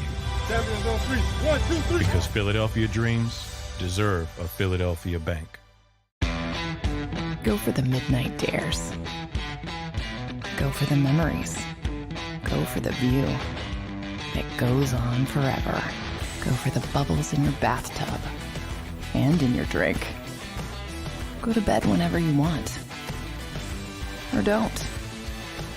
Go for him. Go for her. Go for the win. Go to Ocean Casino Resort. Book your trip at theoceanac.com.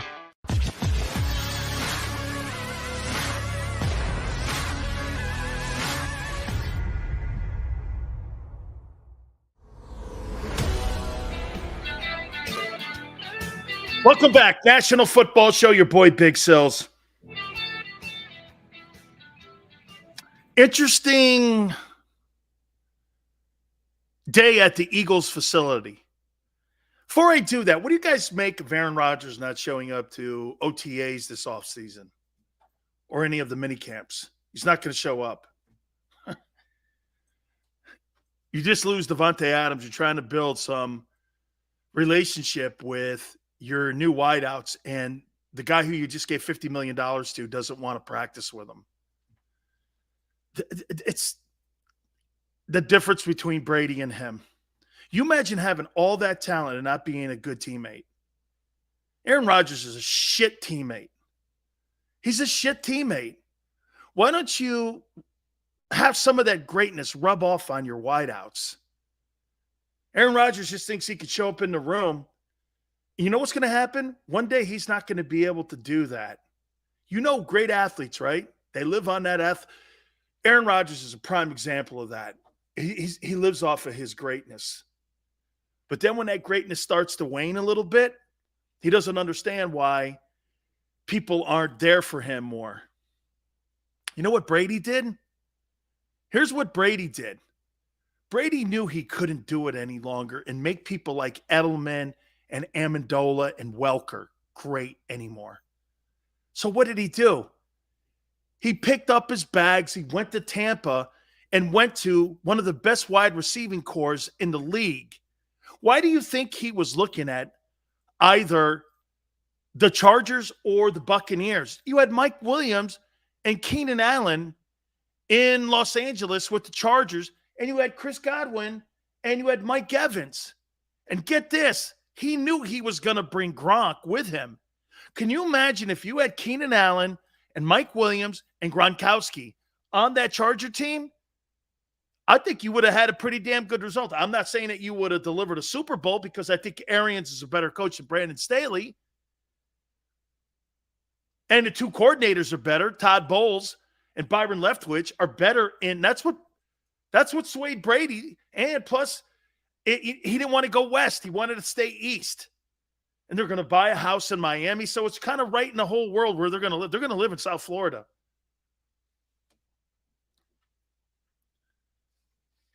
He knew he couldn't do it.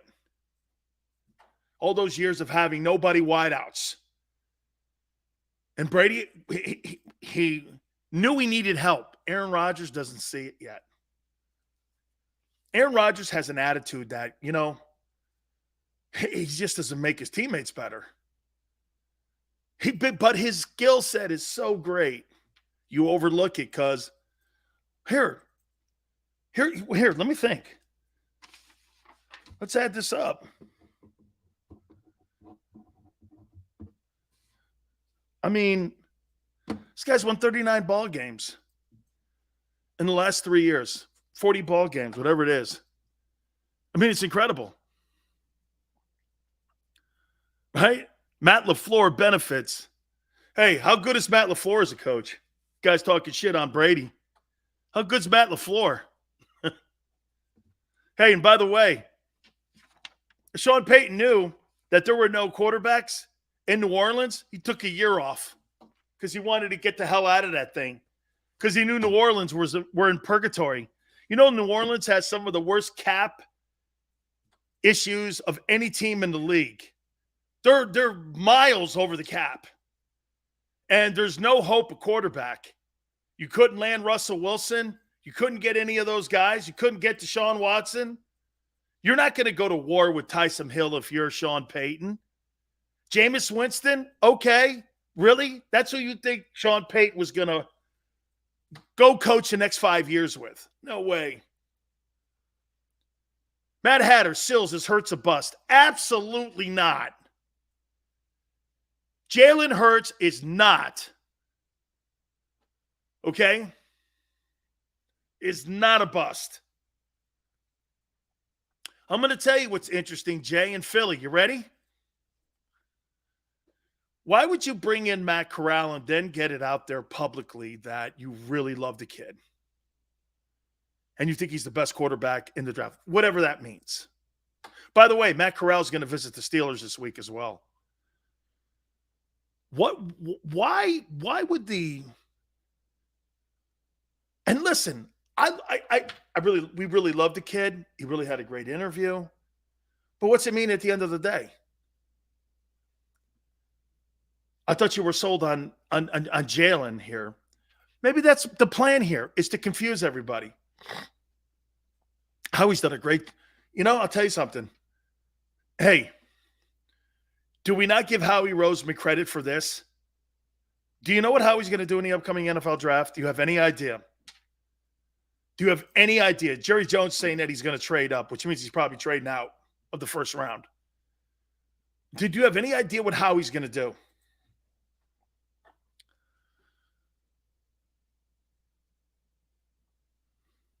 Jay says it'd be the stupidest thing they could do.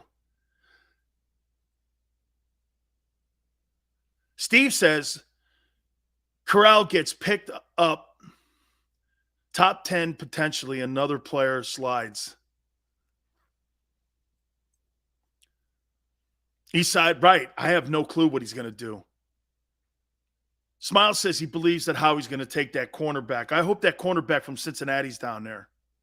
Steve, I'm not drafting any quarterbacks out of North Carolina. And I happen to think Mitchell Trubisky wasn't all that awful. Okay? But I thought Sam Howell really struggled last year, especially at the beginning of the year. He kind of picked it up towards the end, but I thought he would have a way better season. And I was watching him. Matt Hatter says that Desmond Ridder is better than Corral. I don't think so. I don't. I don't think that. I think Desmond Ridder, I saw him like 3 times. He did have a hell of a game against Notre Dame. Corral to the Seahawks. I got actually Pickett going to the Seahawks. I got Pickett going there. Xander goes that Ridder didn't do shit against Bama. Really? Did you? Can you tell me a semifinal game that Alabama struggled in?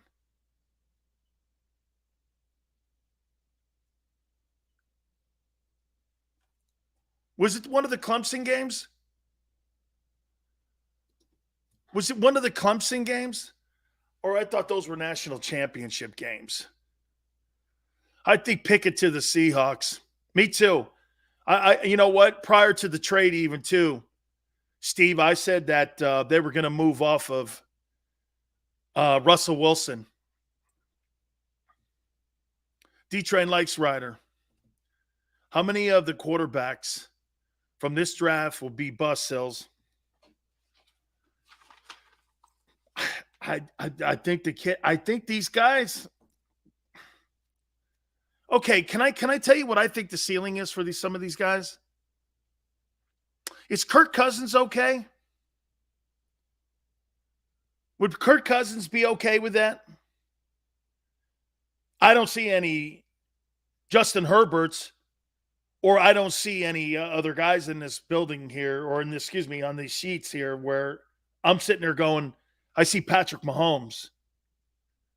Okay? And I happen to think Kirk Cousins is right. I think he is the bottom floor of quarterbacks that you can win Super Bowls with. Watch this. Who's a better quarterback, Kirk Cousins or Dak Prescott? Who would you pick? To piss off Hurts? Why would you do that? What's the end game of that? What's the end game? Okay? Cousins. Absolutely. Kirk Cousins has put up some great numbers, man. He's a heck of a football player. Right. Look at all you guys. You guys are smart as hell here with that. Okay? Would you use one of your ones, though? Would you use one of your ones to draft Mac? You get your corner or your DT or your wide receiver with the 15th pick. Would you, with the 18th pick, take Corral if he's there? Yes or no?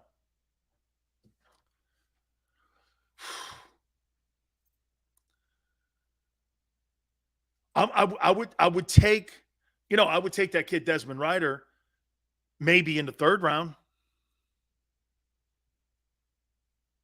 Maybe in the 3rd. Hey, Sylvain, I know, man, right? He's thrown for 4,000 yards, He's got more 4,000 passing seasons than the Eagles have in their history.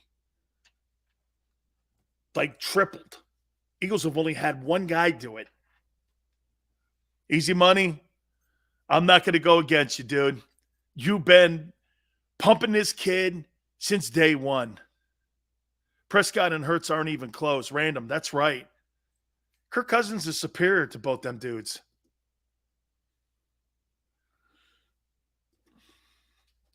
Hey, easy. You're getting Xander on the bandwagon. Howie was misquoted. He said, "Let's go to Golden Corral." Very nice.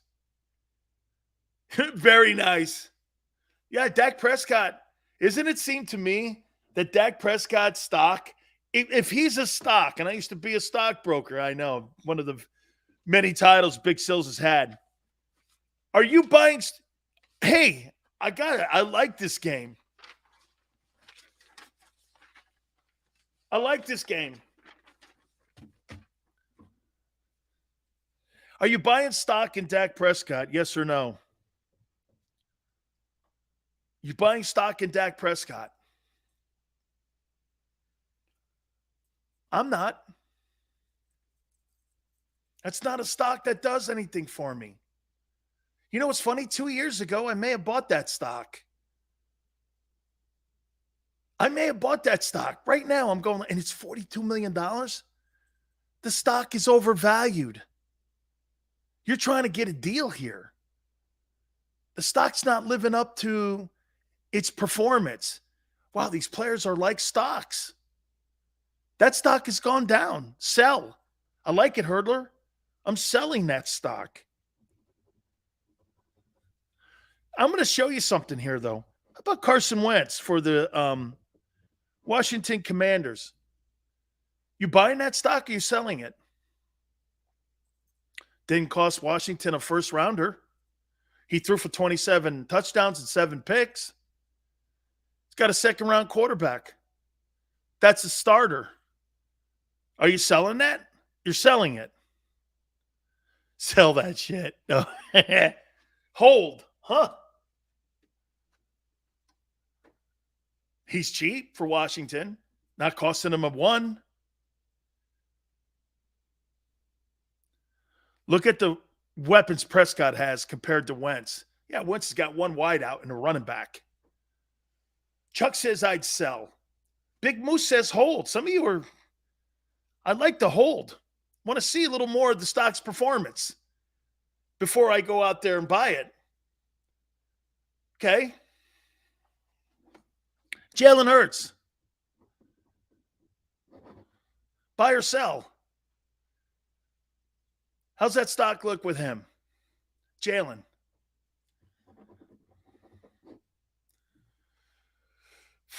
When I buy that stock, what's really enticing about the stock? Well, it doesn't cost much. He doesn't make a lot of money. He's overperforming where he was drafted. Hold. Look at that. Hang on. Guys, he's cheap. You know.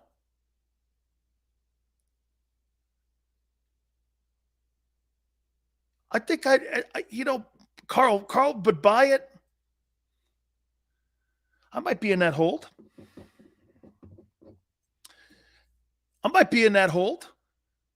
Yeah. Okay. Doesn't have good business fundamentals. That's what Xander says. True. There's some intangibles, though. The money is cheap, He was a second rounder. I'm going to go hold. I'm going to go there with you. What about Justin Fields? What would you do with Justin Fields? I'm selling that stock. I got no interest in that stock. It does nothing for me. I haven't seen anything with that company that makes me want to buy that thing. True, the people around that company and the personnel around that company have not been good for the stock. Have not been. Hurdler says buy. I don't see it. That's a good point. Dak was a 4th rounder. Yeah, but you're paying him $42 million now. Trey Lance, buy or sell?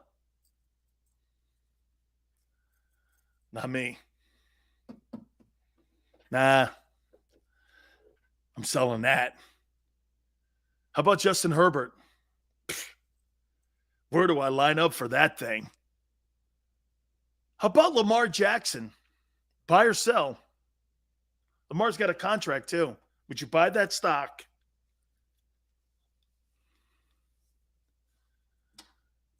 Who's calling Kaepernick?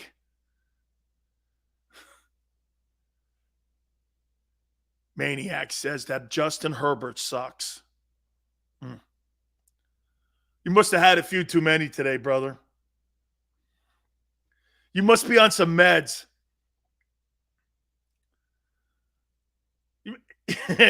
Maniac, man. Too many Percocets, brother. Buy Jackson. I'm buying Jackson. You know how many times Xander and we were both doing this, man. This guy's too much to believe, man. Herbert will win it. Absolutely. Absolutely. God, I can't get why Howie would want that out. That we really, it's got to be smoke screen shit. It's got to be like, it's got to be smoke screen stuff. Listen, I got to take one more time out here. Guys, do me a favor. Please hit the like button. Keep it right here on the National Football Show.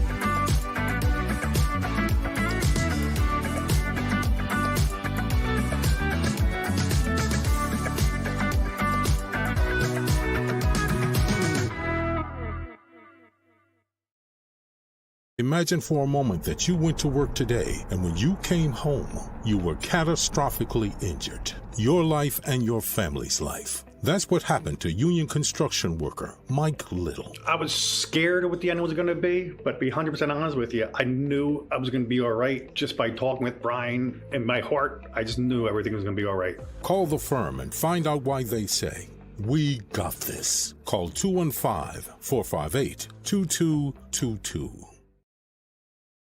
At Stateside Vodka, every new customer gets the world's best rocks glass. Free. What's that? A rocks glass? You're telling me that bottle is cut in half? You could say that. Holy shit. And you're telling me I can get one of these glasses for free? That's right. One free rocks glass per customer with each first-time purchase of Stateside Vodka. So good, it just disappears.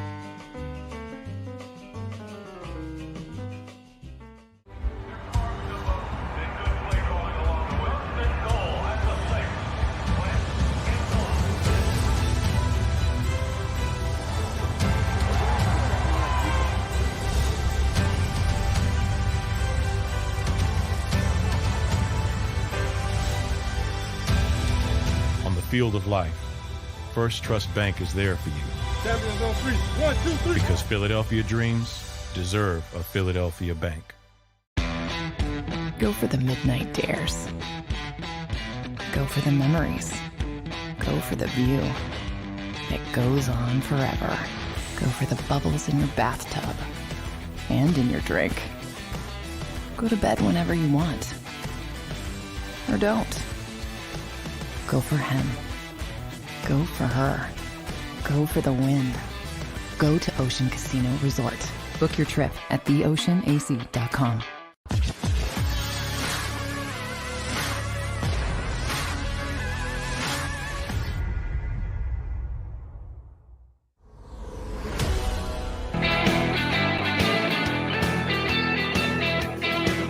Big Sills, National Football Show.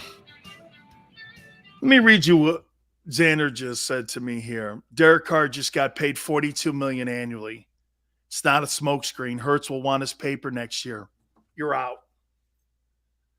You think I'm paying that quarterback who's not even as good as Dak Prescott $42 million? I'd rather have Gardner Minshew starting for me at 2.5.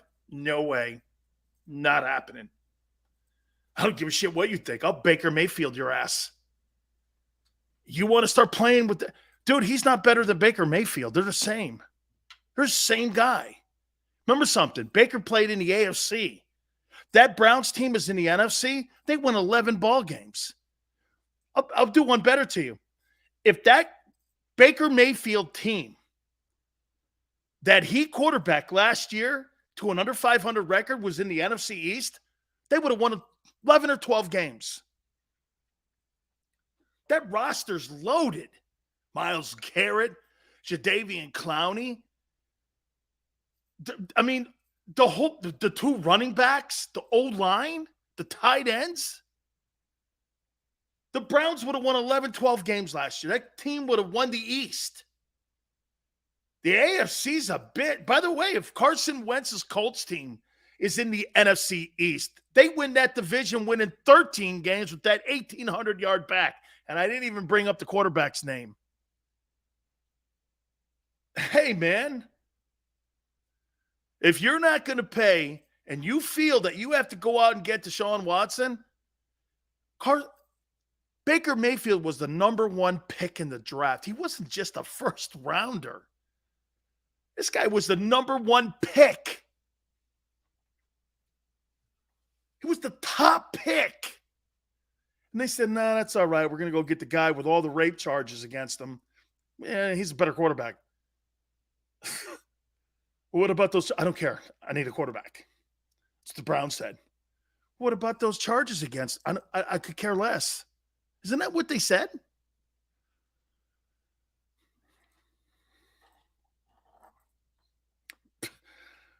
Pain. How many people really believe? How many people really believe that Jalen Hurts is getting a second contract in Philly? Who believes that? Does anybody believe Jalen Hurts is getting a second contract in Philadelphia? I so do not. Absolutely not. And I'll tell you how you're going to know this. If Howie Roseman drafts Jameson Williams in the first round with one of those two picks, there's no way they're building this team for that kid.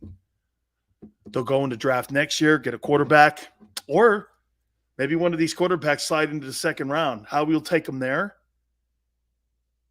dump this guy, trade him to a team that needs a quarterback, an experienced quarterback, and Howie will work off that rookie contract until he finds the guy. Because you know what clouds it? You know what clouds it all? The O-line keeps you in the game. It's pretty smart. The O-line keeps you in the game. Sills, butter or mussels marinara? Depicts our friendship. Okay. Dude, mussels, we used to have those on my grandpa's boat. I used to do this. We never knew what the hell they were. I used to cut them off the boat. Now they're like a delicacy in restaurants. Cutting them off the boat. Piles of them. Cutting them off the boat. Sills just did a shot. Nah. Maybe one day. Hey, if they land, how about this? Xander, if they land Deebo Samuel, the Eagles, I'll take a shot at Rock's tequila on the air. I think the only thing you can't do on the air is I think you can't do cocaine and I think you can't do crack or smoke crack or something like that. Elon Musk and Rogan were blowing dubs. They were blowing dubs on the air, man. It was classic, man. It was really great. Hey, Xander just goes like this. If they land Deebo, we could do a lot. Oh, man. Dude, that's really wild. Hey, man, this kid's a really good kid. I really love him. What's that mean? Smile, peace. Listen, there's no middle tomorrow. Personal issues for Barrett, send your love to him if you can over on his Twitter. We love him very much. Tomorrow, though, we will be back with the National Football Show 4 to 6. We really appreciate you guys so much. Please hit the like button. You guys are sensational. By the way, you like the new sponsor of the show? We surely do, too. Morgan and Morgan, thank you so much for coming aboard the National Football Show with Big Sills and JAKIB Media. We can't thank you enough. Thank you guys again. Till tomorrow, 4 to 6 Eastern. See you on the